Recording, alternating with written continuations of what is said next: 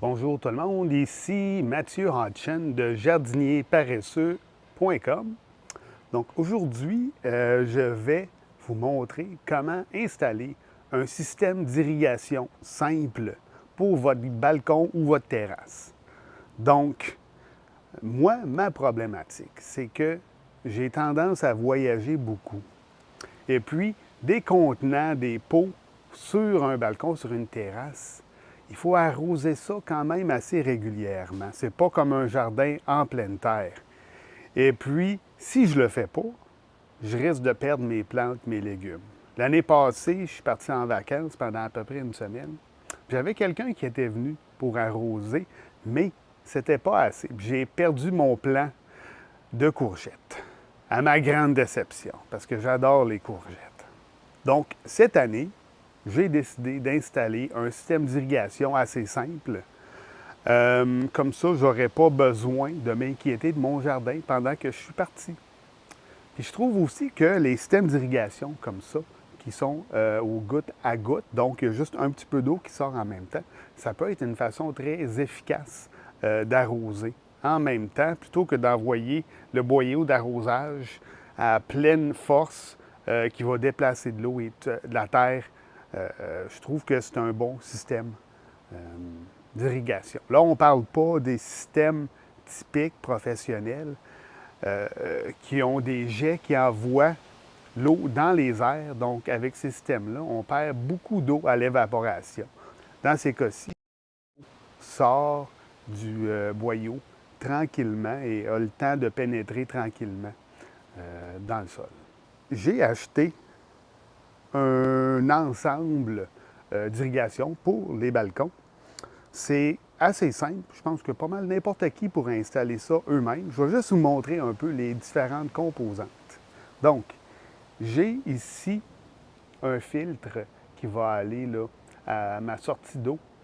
Donc, pour empêcher là, les matières organiques là, de passer dans mon système.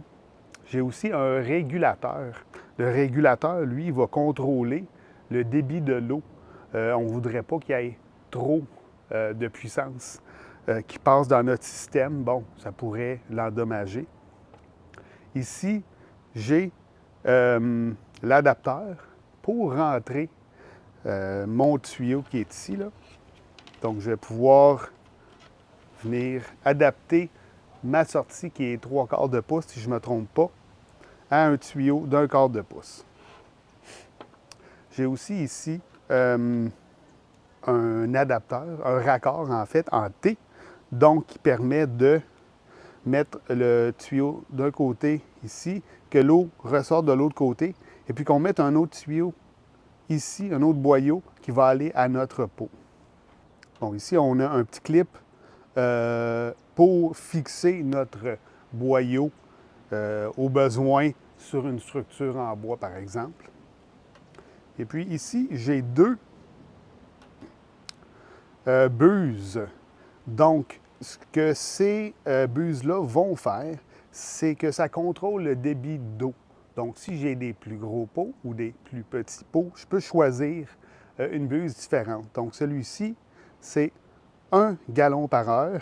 Celui-ci, 2 gallons par heure. Donc, je vais pouvoir adapter selon le type de pot, la taille du pot, mais aussi peut-être plus tard en saison, certains légumes vont avoir plus soif. Par exemple, les tomates, les plants de tomates qui vont avoir grandi, qui vont peut-être faire 6, 7, 8 pieds de haut, ils vont peut-être avoir plus soif, donc je vais pouvoir changer la buse que je vais y mettre. J'ai aussi mon boyau, donc 1/4 de pouce, c'est lui qui va se raccorder ma sortie d'eau aux différentes composantes du système. Et puis, au besoin, surtout si vous voulez partir en vacances, sans avoir à penser à votre irrigation, bon, une minuterie pour les sorties d'eau, pour les systèmes d'irrigation, ça pourrait aussi fonctionner pour n'importe quel autre boyau d'arrosage ou un boyau suintant aussi. Donc, on a juste à attacher cette partie-ci à notre sortie d'eau et puis on raccorde notre système comme ça en bas. Donc, on va pouvoir, avec ça, contrôler l'heure de départ du système, la durée d'arrosage. Et puis, comme ça, on n'aura pas à y penser. J'ai aussi des petits piquets ici qui servent à fixer les boyaux dans un pot dans la terre. Donc, ça peut être utile dans certains cas. Et puis, bien sûr, je n'ai pas besoin de beaucoup d'outils pour l'installation, mais je me garde, bon, ici, des petits ciseaux ou un X-Acto. Ça peut toujours être pratique, surtout pour couper notre boyau ici.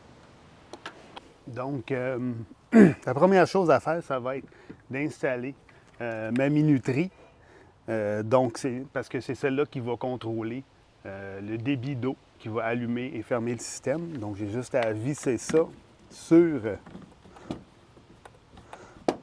ma sortie d'eau. C'est possible que vous ayez une sortie d'un demi-pouce plutôt que de 3/4 de pouce. Donc, il y a peut-être besoin d'acheter un adapteur. Donc, vous verrez là. Ensuite, j'ai mon régulateur. J'ai aussi mon filet qui va empêcher les matières organiques là, de passer. Donc, c'est la première partie que je vais aller.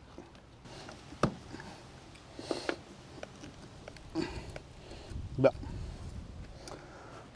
Donc, la prochaine étape, c'est que je vais aller mettre mon boyau dans mon raccord ici. On voit que c'est très serré, assez difficile à mettre. Ensuite, je vais aller connecter mon raccord. La première partie est faite, donc je vais aller apporter mon boyau vers mon premier pot. Donc, le premier pot que je vais connecter, c'est ici, là, un petit pot suspendu. Donc, je vais aller trouver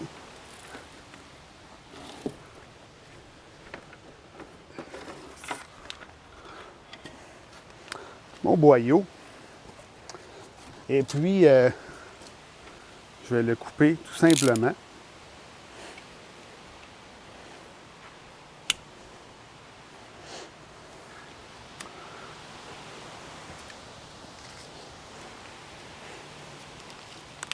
Ensuite,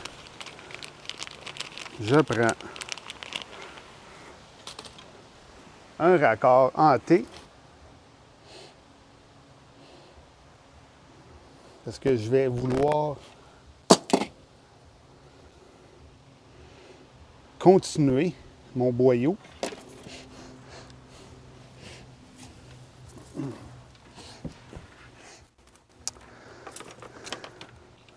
On voit ici qu'il y a une partie qui est un peu en forme de flèche, celle-là qui va aller vers le haut. Je le connecte à l'autre bout. Donc, je pourrais aller attacher mon boyau en bas avec les petits bouts pour fixer.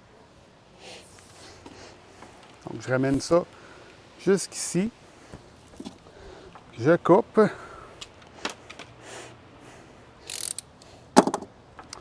J'ai choisi une buse de 0,5 gallons par heure parce que c'est quand même un pot relativement petit, du moins comparé à mes autres. Je viens connecter tout ça. J'ai mon petit piquet ici qui va aller fixer mon boyau dans mon pot. On peut même là, aller l'attacher comme ça, qu'il soit bien fermé. Et puis, je vais juste placer ça dans mon pot, dans la terre. Et puis, c'est tout. Je viens d'installer mon premier.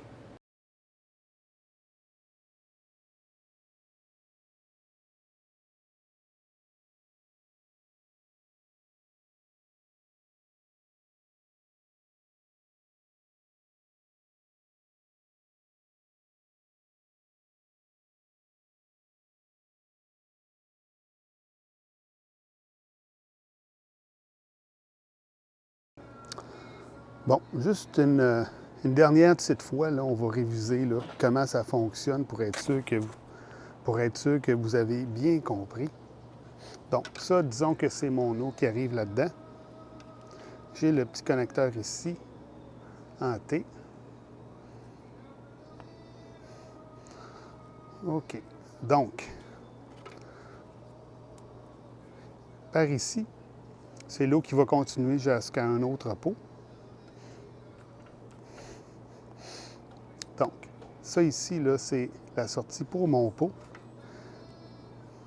Comme ça. Je vais aller mettre un petit bout comme ça. Ensuite, je m'en vais mettre une buse au bout. Comme ça. Donc, c'est ici que l'eau va sortir. Bon, on peut utiliser des petits piquettes comme ça. Bon,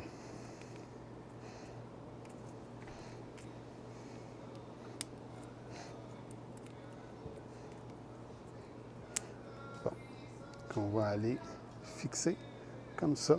Et puis ça, on va, disons, aller le planter dans la terre. C'est vraiment très simple. Ça m'a pris à peu près 1 heure et demie du début jusqu'à la fin pour installer ce système-là. Donc, ça s'est quand même assez bien passé.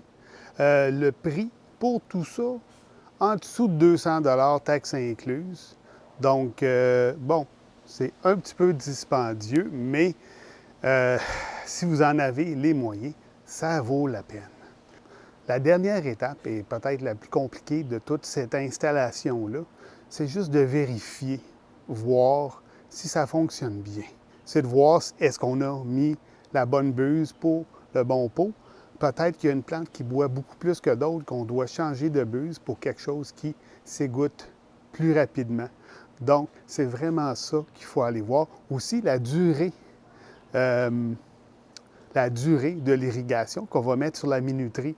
On peut commencer avec 15 minutes, mais ça pourrait être jusqu'à 1 heure parce qu'on voit que le système de goutte à goutte, c'est vraiment du goutte à goutte, une petite goutte à la fois. Une petite note.